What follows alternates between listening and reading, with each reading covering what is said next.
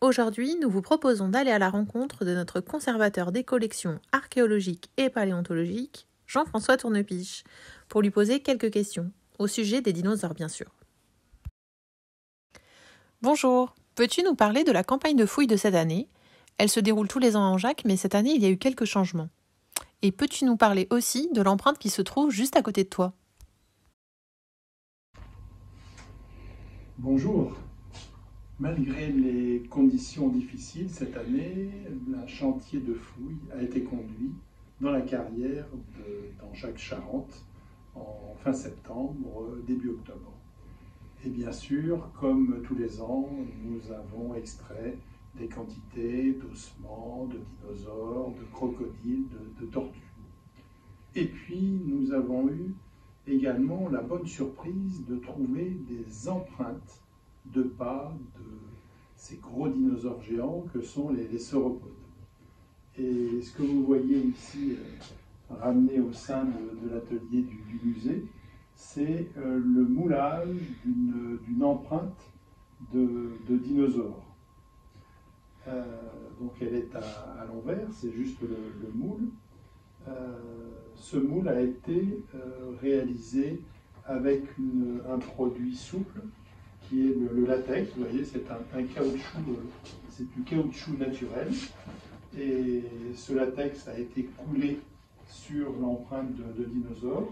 Et ensuite, nous avons fait une coque légère, en plâtre, pour maintenir cette empreinte en latex. Peux-tu nous expliquer comment ce sauropode a-t-il pu laisser son empreinte dans l'argile? En s'enfonçant dans la boue, la patte de l'animal, dont les doigts sont couverts de griffes, eh bien, a griffé l'argile, et ce sont ces canaux verticaux que vous voyez ici moulés, et qui sont imprégnés donc dans l'argile. Ce que vous voyez ici est à peu près le diamètre de ce pied avant, et l'extrémité du moulage montre l'empreinte des griffes de dinosaures. Voilà ici un os qui porte la griffe. C'est l'extrémité de cette phalange. Et ce que l'on voit ici aux extrémités, eh bien, ce sont les griffes qui ont marqué le fond de l'empreinte.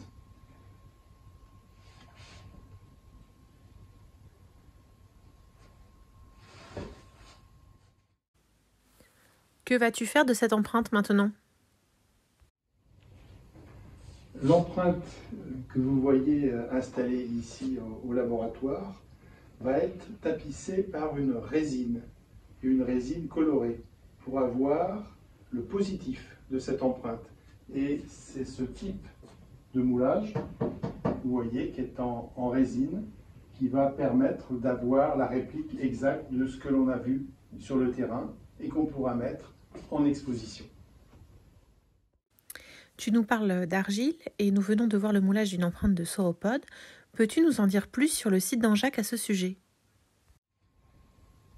Le site d'Angeac-Charente s'est révélé être un marécage où vivaient dans cette vallée un certain nombre de dinosaures.